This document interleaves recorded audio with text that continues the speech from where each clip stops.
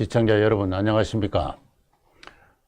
이승만 TV의 청년을 위한 역사 힐링, 오늘의 주제는 엉터리 독립운동사입니다. 한국의 청년들은 독립운동사를 교육받음에 있어서 엉터리 독립운동사를 교육받았다 하는 그와 같은 취지가 되겠습니다. 제가 좀 왜 엉터리라는 좀 사나운 표현을 하고 있느냐, 강의 내용을 한번 들어보시고 나름대로 판단해 주시면 좋겠습니다. 제가 엉터리라고 생각하는 그 첫 번째 이유는 보시는 화면과 같습니다. 첫째 이유, 문제점 1은요, 독립 또는 독립운동의 뜻이 애매하다는 겁니다. 독립운동사를 교육할진데, 독립운동을 연구할진데, 그 독립이 뭔지가 분명해야 됩니다. 근데 그게 애매하다는 겁니다. 일제로부터의 해방, 그것이 독립으로 정의되고 있습니다. 일제로부터의 해방을 위한 운동으로 독립운동이 정의되고 있습니다. 그러나 독립운동의 본래의 목적은 독립국가의 건설입니다. 이에 진정한 독립은 1948년에 이루어졌다라고 할 수가 있습니다. 1910년에 나라가 망했죠. 그리고 나라를 다시 세우는 것은 1948년의 일입니다. 그런데 독립운동에 관한 기존의 연구와 교육은 이 대한민국이 건립되는 1945년, 48년의 역사를 독립운동사에서 배제하고 있습니다. 왜? 독립은 일제로부터의 해방으로 정의되어 있기 때문에 1945년 8월 15일에 독립운동은 마감된 겁니다. 그래서 국사교과서는 독립은 1945년에 이루어졌고 1948년에는 분단이 이루어졌다, 이런 식으로 교육을 해왔습니다. 그러니까 제가 이거는 엉터리다 하는 것입니다. 이 다음 자료 화면을 보시면요, 여러분이 배운 그 고등학교 한국 근현대사, 제가 이 교과서를 자주 기본 텍스트로 활용하고 있습니다. 이 교과서의 관련 서술을 제가 소개하면은 조금 전에 말씀드린 그대로, 그 내용 그대로입니다. 독립을 위하여 오랫동안 투쟁해온 우리는 1945년 마침내 뜻을 이루었다. 독립을 이루었어요. 1945년에. 2차 대전에서 연합국이 승리한 것을 계기로 일제의 식민 통치에서 벗어날 수 있었던 것입니다. 즉, 일제의 식민지 통치에서 벗어난 것이 곧 독립이에요. 그게 뭐 연합국의 힘으로 되었든 자기 힘으로 되었든 어쨌든 간에 일제의 식민지 통치에서 해방되었다. 그것을 독립으로 정의하고 있는 것을 볼 수가 있습니다. 그러나 광복은 곧 분단의 시작이었다. 이 광복의 뜻이 애매해요. 전후 이 설명도 없이 광복이란 말이 툭 튀어나오니까 학생들은 저 말이 무슨 말인지 모릅니다. 뭐 짐작컨대 그 앞에 나온 독립이란 뜻이구나, 그렇게 해석하겠죠. 근데 독립은 곧 분단의 시작이었습니다. 남과 북에 각각 들어선 미군과 소련군은 한반도를 둘로 나누었습니다. 광복 이후 독립국가를 수립하려는 노력은 여러 갈래로 진행되었습니다. 그러나 끝내 성공하지 못하고 남과 북에는 각각 별개의 정부가 들어섰다. 그래서 독립은 1945년에 이루어졌습니다. 근데 이후는 분단의 역사예요. 그래서 남과 북에 각각 다른 정부가 들어서는 역사로 1945년과 48년을 그 역사를 그렇게 설명하고 있습니다. 다시 말해서 45년과 48년의 역사는 독립운동사가 아니에요. 그런데 막상 독립운동의 최종적인 목표인 근대 독립적인 국민국가의 건설은 1948년에 이루어졌어요. 1945년은 제가 생각할 때 독립이 이루어진 해가 아닙니다. 일제로부터 해방됐죠. 근데 그걸 가지고 독립으로 정의하고 있다 말이죠. 여기에 기본 문제가 있다는 것입니다. 독립 내지 독립운동의 정의가 잘못되었다는 겁니다. 정의가 잘못되니까 교육이나 연구가 잘못될 수밖에 없는 것이죠. 교과서만 그런 것이 아닙니다. 이 보여드리는 이 화면은 현재 가장 잘 알려진 학계를 대표한다고 할 수 있는 박찬선 교수의 한국 독립운동사라는 책입니다. 이 책의 표지가 상단부가 하에서 지금 그 이미지는 좀 이상하게 나왔습니다만은 한국 독립운동사라는 이 책이 2014년에 나왔는데 저는 절겨 이 책을 참고하고 있습니다. 무슨 구체적인 사실을 알려고 하면은 이 책을 많이 의존하는데요. 그만큼 내용적으로는 실정적으로는 탄탄한 책입니다. 근데 이 책의 이 옆에 부분이 그 장의 목차인데요. 1910년 일본의 한국병합과 국내외 독립운동에 개시해서 1910년에서 19년, 그 다음에 19년에서 39년이 제2장입니다. 제3장은 1919년부터 또 30년까지는 국내에 또 문화정치에 관한 이야기고요. 국내에서 민족, 사회주의 운동의 분화가 일어난 것을 또 이야기합니다. 그 다음에 네 번째는 1931년부터 36년 만주사변 이후 중국에서 독립운동 진영의 재편. 그 다음에 마지막은 제5장은 1937년에서 45년까지 중일전쟁, 태평양전쟁기 독립운동 세력의 결집. 그리고 끝이에요. 그러니까 45년 8월 15일 일제로부터의 해방을 독립운동사의 종점으로 그렇게 설정하고 있는 것입니다. 그러면서 마지막에 제6장에서 글을 맺으며 해서 한국 독립운동의 의의와 한계인데 여기에 대해서는 제가 이 강의 마지막에 다시 한번 소개하도록 하겠습니다. 이렇게 영구에서도 1945년 8월 15일 독립운동사의 종점으로 그렇게 설명되고 있습니다. 이래서 좋을 것인가 하는 것입니다. 독립이라는 것은 근대 국민국가를 설립하는 운동입니다. 그것이 막상 성취되는 게 1948년이고 따라서 독립운동의 마지막 종결, 마지막 본 무대가 진정한 독립운동이 펼쳐지는 게 45년부터 48년까지의 일입니다. 그런데 알다시피 일제는 1948년 8월 15일 무조건 항복을 연합군에 대해서 선포했습니다. 그리고 연합국의 미국과 소련군이 남한과 북한에 각각 들어죠. 미국과 소련은 한반도에서 독립국가를 세워줄 약속을 했습니다. 카이로 선언이죠. 이 카이로 선언 이후 포츠담 선언에서 다시 확인이 되었습니다. 따라서 식민지 국가가 들어왔다고 이야기는 하기는 힘듭니다. 그러나 미국과 소련군은 어디까지나 이 일본 제국주의를 해체하고 그 일본 제국주의의 영토를 점령한 그러한 점령군으로 들어왔고 그들이 지배한 3년간은 한국인에게 정치적 주권이 없었습니다. 이 기간 한국인들은 스스로를 독립했다고 이야기를 할 수가 없어요. 미군정에 대립하는 어떠한 정치적 주권을 갖는 단체를 인정하지 않았습니다. 중국에서 임시정부가 기한을 할 때도 어디까지나 개인 자격으로 기한을 하라. 또 미군정이 들어오기 전에 건국준비위원회라는 게 있어서 활동을 했는데 그것도 인정을 하지 않습니다. 한국인들이 미군정으로부터도 주권을 회복을 해서 진정한 의미의 독립을 성취하는 것은 1948년 8월 15일 그날 밤 12시에 미 군정이 38도선 이남에 관한 일체 통치권을 대한민국 정부에 이양을 했을 때 그때 진정한 독립이 이루어진 것입니다. 따라서 이 진정한 독립이 이루어지는 이 마지막 3년간을 독립운동사에서 배제하고 있다. 이게 엉터리다. 이 엉터리 교육을 받은 결과 말이죠. 이 자료를 한번 보시죠. 지금 육군사관학교 박물관에 있는 자료입니다. 제가 육군사관학교를 방문해서 이 자료를 보게 되어 가지고 이 파일을 좀 얻어받아서 자주 사용하고 있는데요. 이걸 제가 서울대학교 강의실에서 또는 여러 대학에 강의를 나갈 때마다 보여줍니다.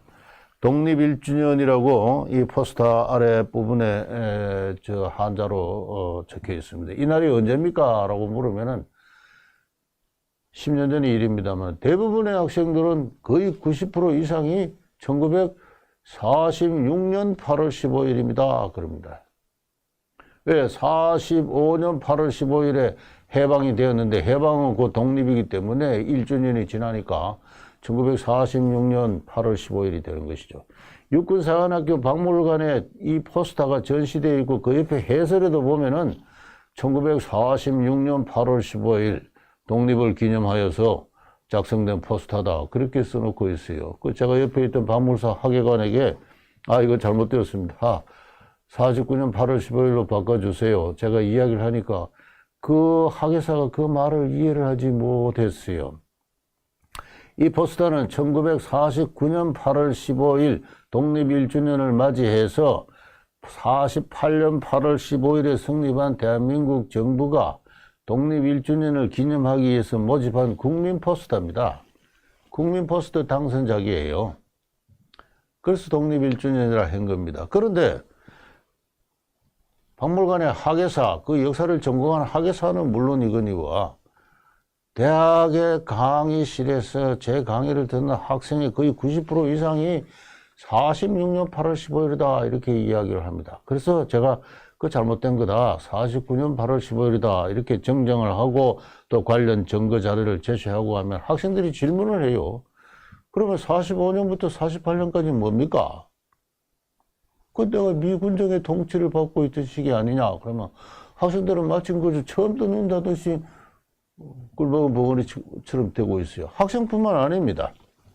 제가 법무연수원에 가서 젊은 검사들 앞에서 같은 질문을 했는데 똑같은 질문이 나왔어요.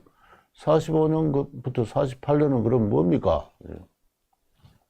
한국의 젊은이들이 엉터리 독립운동사를 배워놓으니까 독립운동의 마지막 3년 가장 중요한 그 시기가 무슨 시기인지 알지도 못하고 45년 8월 15일에 이미 독립을 이룬 것처럼 하나의 환상을 갖고 있는 것입니다. 이것이 제가 엉터리라 한 가지 이유다라고 말씀드릴 수가 있습니다. 제가 왜 기존의 독립운동사가 엉터리가 그 두 번째 이유는 이 보여드리는 화면 그대로입니다. 문제점 2. 중국과 만주에서 벌어진 여러 갈래의 독립운동은 과연 독립운동이었던가? 그러할진데 독립운동이라고 할진데 어느 정도 독립적인 운동이었느냐? 또한 후일의 대한민국 건립에 어느 정도 공헌하였는가 하는 그러한 문제입니다. 중국과 만주에서는 여러 갈래의 그 독립운동이 전개되었어요. 크게 말해서 4가지 정도가 있었습니다. 다시 자료 화면을 보시면요. 첫 번째는 다 잘 알려진 대로 중국의 화중 지역, 상해, 남경, 그리고 중경 지역, 이 중국의 중심부를 중심으로 해서 대한민국 임시정부가 활동을 했고, 이 1940년대가 되면은 한국 광복군이 조직되어 있었습니다. 이것이 한 가지 갈래라면요. 다른 한 가지 갈래는 조선혁명당과 그 조선혁명당 산하에 조선의용대라는 무장조직이 있었습니다. 이것은 대한민국 임시정부는 다 잘 아시는 대로 김구 또는 이동영 이런 분들이 중심이 된 한국 독립당이라는 당이 있어가지고 그 중심을 이루었다고 한다면은 조선혁명당은 김규식 또는 김원봉 이와 같은 사람이 중심을 이루었습니다. 그래서 조선의용대라는 무장 조직이 있었고요. 그 다음에는 화북 지역으로 올라오게 되면은 화북 조선독립동맹이라 해서 산하에 조선의용군이라는 무장 조직이 있었습니다. 이 화북 조선독립동맹의 중심 인물은 흔히들 무정이라고 호로 불립니다만 김병희라는 사람이 있었고요. 그 다음에 김두봉이라는 사람이 있었습니다. 근데 이 화북 조선독립동맹은 중국 공산당 산하의 그 조직입니다. 그 중심 인물인 무정 김병희라는 사람이 중국 공산당원으로서 모택동과 함께 대장정에 참가한 인물이고 나중에는 독립포병부대의 부대장으로까지 승진한 그와 같은 인물입니다. 이 사람이 중일전쟁 이후에 많은 한국 청년들이 공산당 휘하의 팔로군에 입대를 하자 이 조선 청년들을 모아서 이 화북조선 독립동맹이라는 그 하나의 단체를 만들고 그들을 조선의원군으로 편성했는데, 이 조선의원군은 중국 팔로군의 일부로서 편입되었고 또 활동을 했습니다.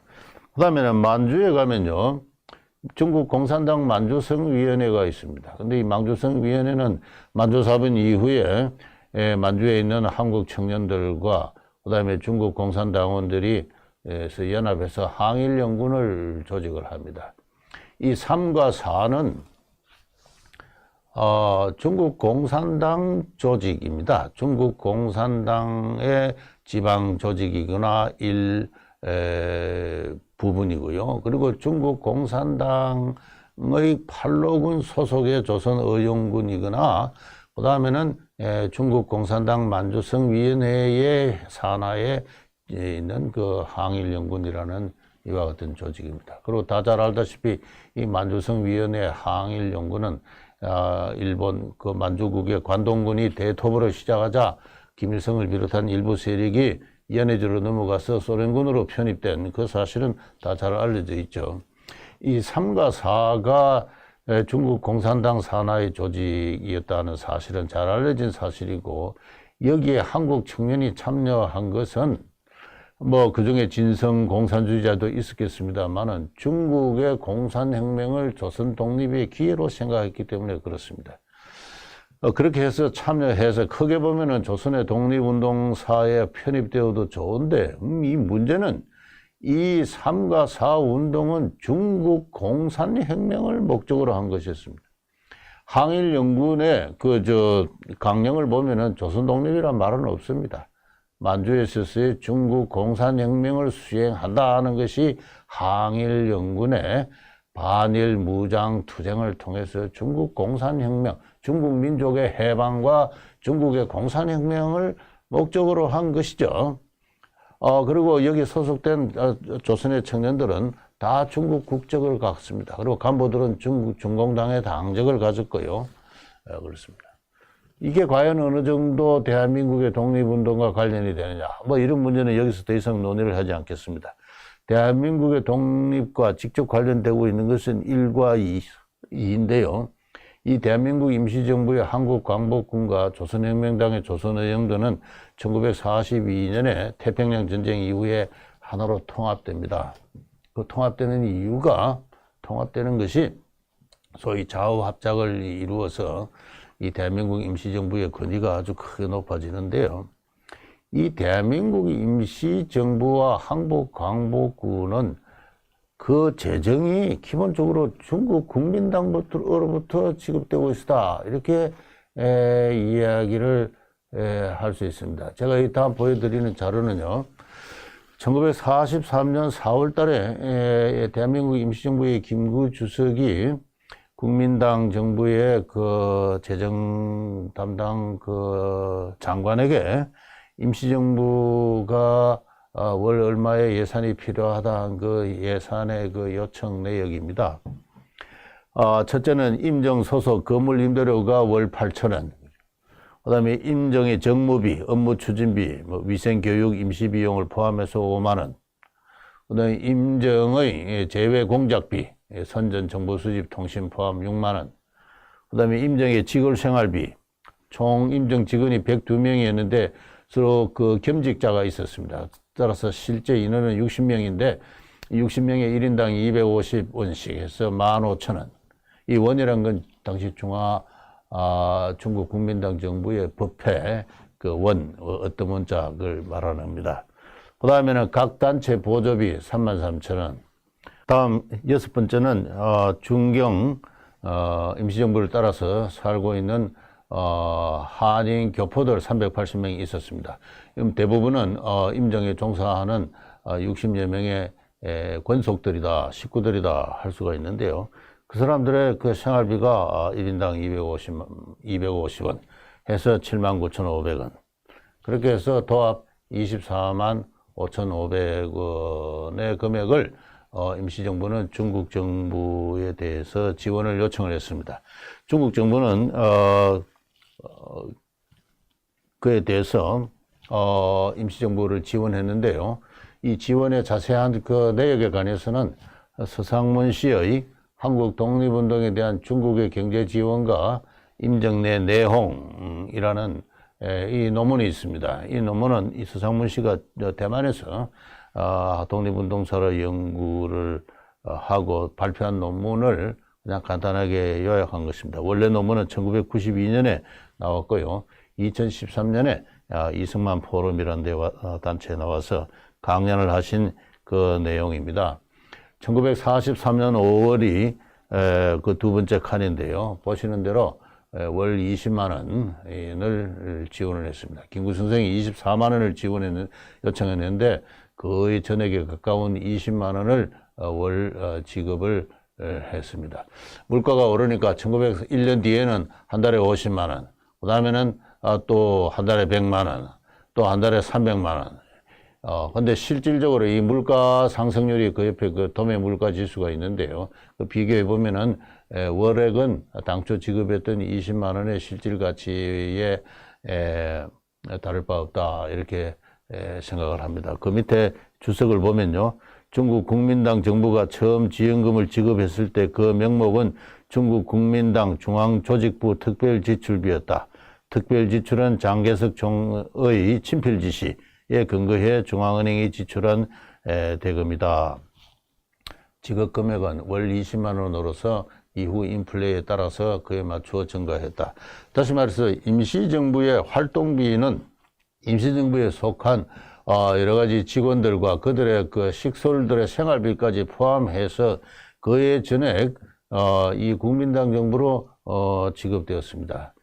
이 국민당 정부가 임시정부를 지원하기 시작한 것은 1932년부터로 알려져 있습니다. 그 이전에 대해서는 이렇게 정리된 통계를 제가 보지를 못했습니다만은 이 서상문 씨의 연구에 의하면은 국민당 정부는 1932년부터 흔히들 윤봉길 여사의 그 상해 홍구공원에서의 그 폭탄 투하를 계기로 해서 중국 국민당 장개석 총통이 이 임시정부를 지원했다고 알려져 있는데요.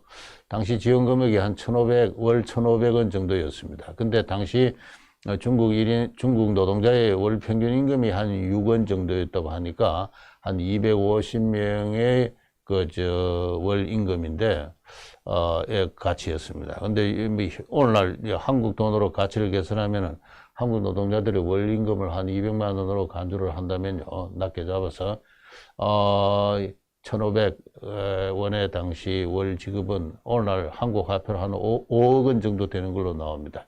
1년에 60억 정도 되죠. 그래서 그런 정도의 적지 않은 금액을 이미 1932년부터 지원받고 있었습니다. 장개석 정부가 왜 지원을 했느냐, 거기에 대해서는 최근에 경산대학의 백영한 교수가 논문을 아주 좋은 게 쓴 게 있습니다. 1931년 일본이 만주사변을 일으키고 만주를 차지하고 그에 맞서서 1942년부터 만주를 중심으로 해서 조선의용군 등 여러 가지 무장 조직이 활동을 하기 시작하니까 그 무장 조직을 돕기 위한 일환이었다라고 이야기되고 있습니다.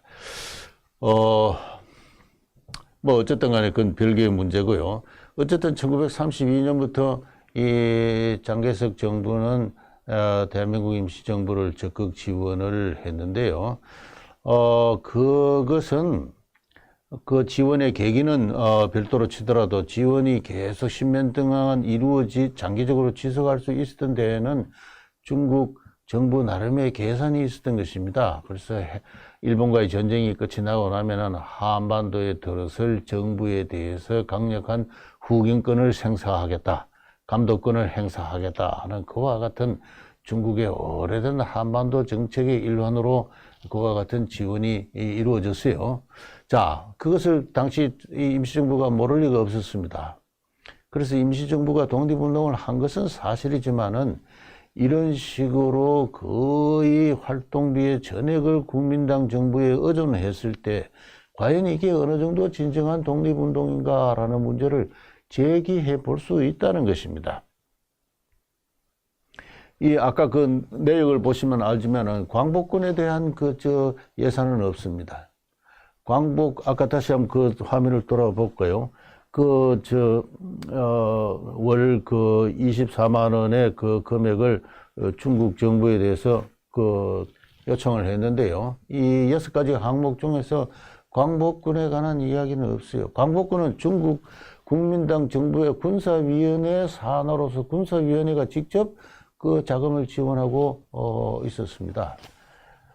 자, 과연 이것이 어떠한 의미에서 진정한 독립운동인가 하는 문제를 제기해 볼 수가 있는데, 이런 것도 독립운동사에서 가르쳐야 되지요. 가르쳐야 됩니다. 그렇게 될 때 그 실태를 온전히 이해를 할 수가 있겠고, 독립운동사에 대한 올바른 평가가 가능합니다.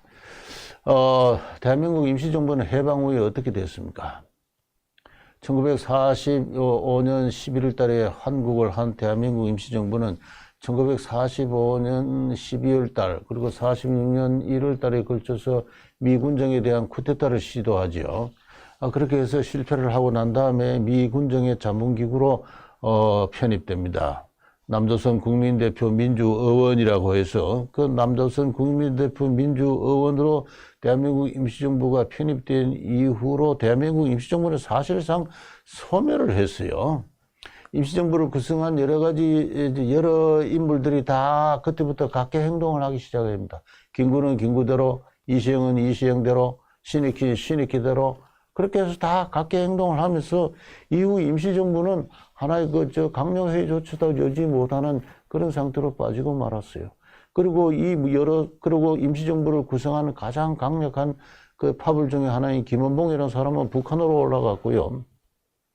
그리고 김구와 김규식 임시정부 남은 사람 가운데 임시정부를 대표하는 사람이 김구와 김규식인데 이 두 분들은 대한민국 정부의 건립에 끝까지 반대를 했지 않습니까?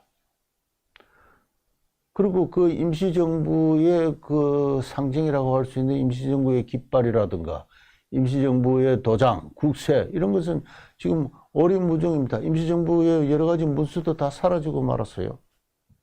임시정부가 대한민국 건립에 실질적으로 기여한 바는 없습니다. 오히려 각계로 행동을 하면서 많은 사람이 대한민국 정부에 참여를 했습니다. 신익희 등. 그러나 대한민국 임시정부의 이름으로 참여는 하지는 않았지요. 이런 것도 독립운동사의 한 페이지로서 써야 됩니다. 가르쳐야 되고 그걸 가르치지 않으니까 여러 가지 환상이 생기는 거죠. 잘못된 편견이 생기는 겁니다. 그렇게 해서 제가 엉터리라고 하는 이유입니다. 그리고 마지막으로 제가 기존의 독립운동사를 엉터리라고 한 이유가 다음과 같습니다. 이 보여드리는 화면인데요. 동포의 헌금과 조직에 의해 독립적으로 운동을 지속하고 48년의 대한민국 건립을 지원하는 국제 환경을 조성하고 그것을 주도한 정치 세력을 형성하고 유지하고 발전시키고 대한민국의 이념적 기초를 닦은 독립운동은 미주에서 전개된 한인들의 독립운동이 거의 유일합니다. 그럼에도 불구하고 기존의 교육과 연구는 미주에서 전개된 독립운동을 무시하거나 폄훼했습니다. 아까 제가 보여드린 한국 근현대사 교과서에 미주에서 전개된 약 한 1만 명의 한인들이 벌인 독립운동에 관한 소개나 그걸 소개하는 장이나 절은 없어요. 그러니까 조금 전에 소개한 박찬선 교수의 한국 독립운동사도 마찬가지입니다. 미주에서 독립운동사는 한국 독립운동사의 정당한 페이지를 차지하고 있지 못해요. 그러나 미주에서 이루어진 독립운동이야말로 미국 정부의 협력을 얻었습니까? 전혀 얻지 않았습니다. 오히려 박해를 받고 그렇게 했죠. 한인들끼리 똥들 뭉쳐가지고 1달러, 2달러, 3달러씩 많은 사람은 5달러씩 그렇게 참 피 어린 그 달러란 게 뭡니까? 금 아닙니까? 그 무치를 내놔가지고 자기의 지도자 독립운동가를 지원을 했어요. 이승만 박사는 그 동포들의 성금을 가지고 독립운동을 하면서 한 푼, 두 푼 그 모든 것을 어떻게 썼는지 기록을 남겼습니다. 왜? 너무나 아쉽고 소중한 돈이니까 한 푼도 헛되이 쓸 수가 없어가지고 어디 가서 식당에서 밥을 먹어도 전차를 타도 그 전차 티켓까지 다 모아놨습니다. 지금 연세대학에 있는 이승만 연구원의 그 자료가 다 그대로 보존되어 있습니다. 왜 그렇게 했을까요? 그것이 너무나 소중한 돈이기 때문에 남의 힘을 빌리지 않고 동포들이 낸 성금으로 독립운동을 한 그러한 독립운동은 미주에서 독립운동밖에 없어요. 만주사변 이후에 중국과 만주에는 약 한 200만 명의 한국인들이 살고 있었습니다만 그 200만 명의 성금에 기초해서 대한민국 임시정부와 뭐 조선혁명당이 활동한 거 아니에요. 조금 전에 소개된 대로 중국 정부의 전폭적인 지지하에서 독립운동을 했습니다.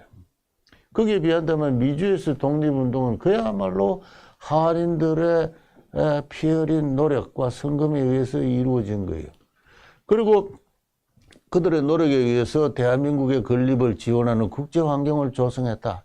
끊임없이 조선 독립, 대한 독립의 당위성을 설파를 하고 1903년과 1905년에 대한제국을 버린 일본으로의 병합을 승인한 미국의 그 외교 정책이 잘못된 것을 규탄을 하고 미국의 양심에 호소를 하면서 그리고 장차 일본과의 전쟁이 도래했다는 것을 예언을 하면서 미국인들에게 일본에 대한 경각심을 촉구를 하고 아울러 한국인들의 빼앗긴 자유를 되돌려달라고 외치면서 미국인들이 한국의 독립을 그들의 당위적 책무로 생각하게 만든 그 국제 환경을 조성하게 한 것은 미주에서의 이승만 박사를 위시한 독립운동이에요.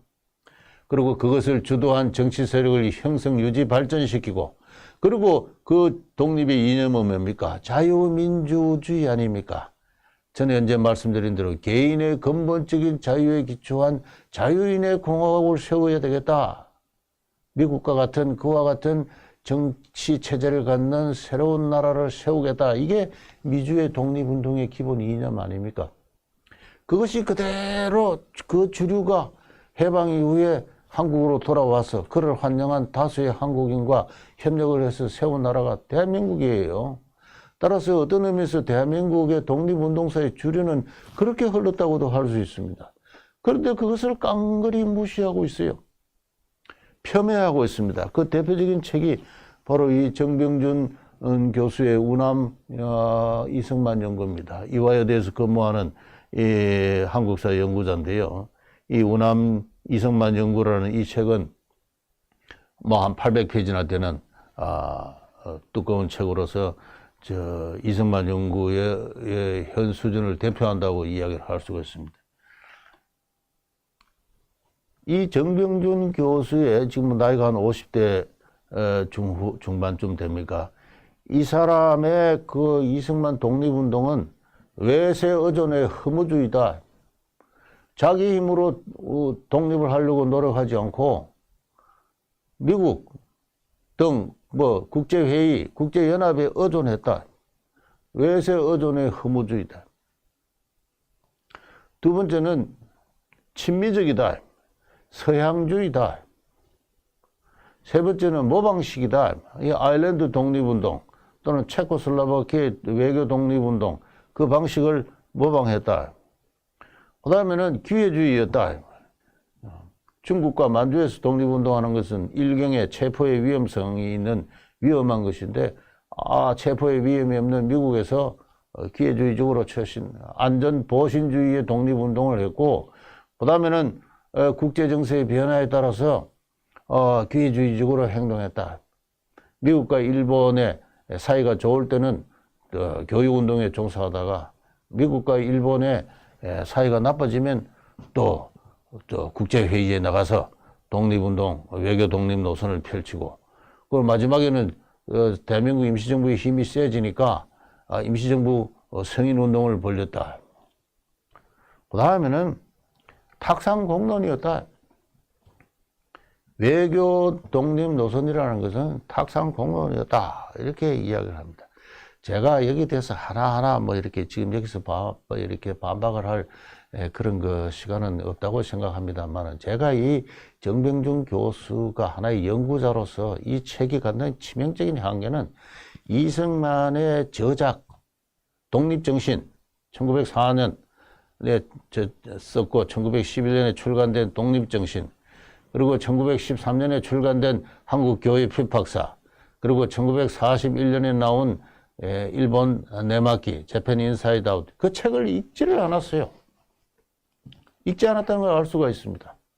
그리고 이승만의 수많은 글을 읽지 않았어요. 이승만이라는 사람은 정치가 이전에 하나의 사상가와 교육가였다, 이렇게 제가 생각을 합니다. 이 사람이 왜 무슨 이유로 이런 식의 행동을 했는가는 이 사람의 글과 책을 보아야 알 수가 있는 일이에요. 근데 이 정병준 교수는 이승만의 3대 저작, 아니 뭐 그의 박사학위 논문을 포함하면 4대 저작을 읽지를 않았어요.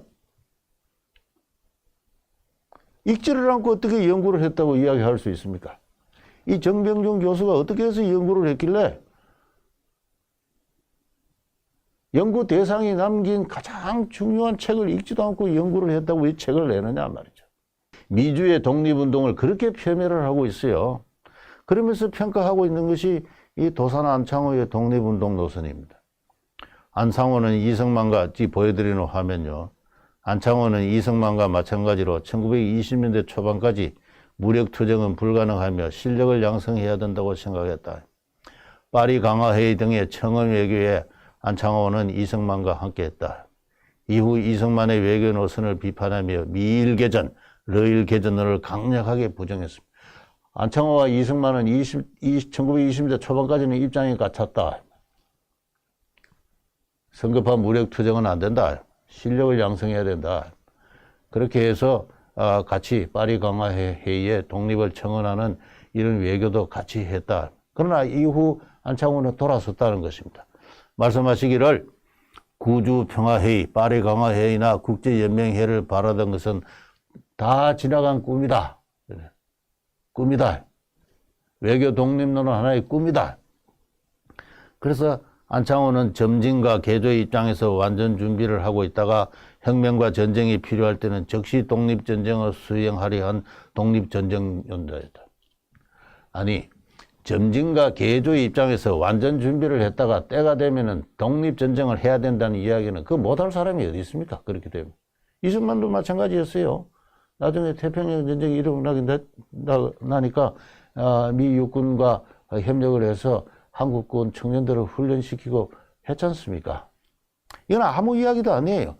완전 준비를 할 때까지 점진과 개조의 입장을 기다려서 점진과 개조를 하다가 완전 준비를 한 다음에 혁명과 전쟁이 필요할 때는 즉시 독립전쟁을 수행한다. 이런 이야기는 이건 아무 이야기도 아니에요. 그런데 이 안창호 선생의 이와 같은 노선 변경이 외교 독립론을 험한 것이라고 비판한 것은 결과적으로 어땠습니까? 안창호 선생은 1939년에 돌아가셨어요. 이후 역사는 이승만이 기대한 대로 되었지 않습니까? 미일 전쟁이 벌어졌지 않습니까? 미일 전쟁이 벌어져서 독립한 거예요. 한 것입니다. 이리 간지 독립운동 30년 역사에서 미일 개전의 시기에 독립의 기회가 온다. 그날을 기다려서 실력을 양성해야 되고, 그리고 기회가 주어질 때마다, 적당한 호기가 있을 때마다 국제회의에 나가서 국제사회에 그 미국의 여론에 조선 독립의 당위성을 주장을 하고 그렇게 했던 겁니다. 조선 독립의 가능성을 끝까지 신뢰를 하고 포기하지 않는 가운데 그날이 일본과 미국이 태평양에서 충돌하는 날, 그날이 온다. 이리 관지, 이승만 자신의 표현하면 1905년 이래 40년 동안 우리는 그러한 꿈을 믿고 그 믿음 하에서 독립운동을 해왔다. 이런 이야기를 하신 분이에요. 결과적으로 역사가 그렇게 됐지 않습니까? 근데 이 정병준이라는 사람은 실제로 벌어진 역사에 대해서는 눈을 감아요. 눈을 깐다. 그걸 허무하다 그럽니다. 외세 의존의 허무주의라 그래요. 일제로부터 해방된 게 어떻게 그렇게 허무한 겁니까? 미국에 의해서 일본 적국이 해체되고 한국 민중이 해방된 게 그렇게 외세 의존의 허무주의예요? 이승만의 책을 안 읽었기 때문에 왜 이승만이 그런 생각을 했는가? 이승만이 본 세계사의 인식이 무언가? 그건 한마디로 말해서 미국을 중심으로 한 자유와 국제 통상과 개방의 역사, 그 세계사적 확장, 그 일환으로 한국인들이 거기에 참여할 때 조선 독립의 기회가 있다. 일본은 끝내 미국이 주도하는 자유와 통상과 개방의 역사에 저항하고 충돌할 것이다. 그 일본에 대한 인식, 그것이 그의 책에서 어떻게 쓰여져 있고 어떠한 논리를 통해서 미일 개전의 불가피성을 이야기했는 것에 대한 이해가 없기 때문에 이승만의 독립운동을 허무하다고 이야기하는 거예요. 시간이 많이 지나서 이제 거쳐야 되겠습니다. 이 마지막으로 이 박찬성 교수의 이야기를 책을 다시 한번 언급하겠습니다. 박찬성 교수는 매우 실정적이게도 한국 독립운동의 한계를 세 가지를 지적하고 있어요. 독립운동은 처음부터 끝까지 하나의 통합적 움직임을 보여주지 못했다. 맞는 이야기입니다. 두 번째는 가장 큰 세력이자 오래 지속된 임시정부는 연합국의 승인을 끝내 얻지 못하였다. 당연한 이야기죠. 세 번째는 각각의 독립운동 세력은 나름대로 의지하는 나라가 있었다. 솔직한 지적입니다. 나름대로 다 의지했고 대한민국 임시정부는 예산의 전액을 국민당 정부도 받아 쓰고 있었는데 어느 정도 진정한 독립운동이냐? 그러면서 결론을 다음과 같이 이야기합니다. 한국의 독립운동은 절반의 성공이다. 일제 지배를 벗어났으니까 절반의 성공이다. 절반은 실패했다. 남북 분단 정부 수립을 받지 못했다. 따라서 미완의 상태로 끝난 독립을 통일로서 완성해야 된다. 한국 민족은 아직도 독립해 있지 않은 거예요. 대한민국의 독립은 이게 절반의 실패의 독립이에요. 이게 진정한 역사의 허무주의입니다. 있는 국가의 독립을 인정하지 않는다. 어떻게 해서 역사학자가 그의 인식이 어떠하길래, 그의 세계사의 인식이 어떠하길래 진정한 역사의 진보와 발전이 어떤 힘으로 이루어진다고 믿기에 이런 어떤 의미에서는 국가를 초월하는 오만방자한 결론을 내리느냐. 그래서 제가 엉터리 교육이다. 대한민국의 독립은 결코 절반의 성공, 절반의 실패가 아닙니다. 자유인의 공화국이 성립한 한국인의 역사, 긴 역사에서 보면은 그 자체가 하나의 위대한 성취였고, 위대한 성취였던 만큼 지난 70년간 볼만한 사회, 경제, 정치상의 큰 어떤 진보, 변화가 있었던 거예요. 그걸 바탕으로 해서 앞으로 북한 주민까지도 그 자유인의 공화국에 포섭을 해야 될 겁니다.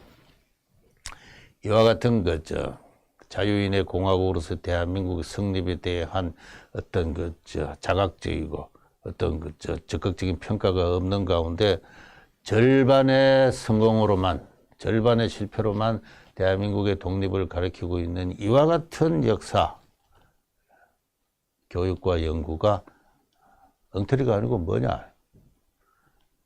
제 이야기는 오늘 여기서 마치겠습니다.